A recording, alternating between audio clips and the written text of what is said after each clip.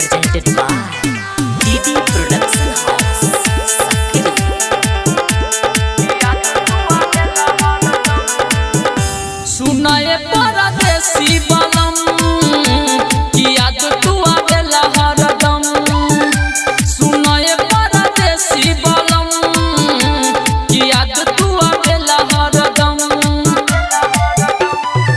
छोड़ी के हमके चल गइल राजा, सजा पर बैठ के रोइले हम।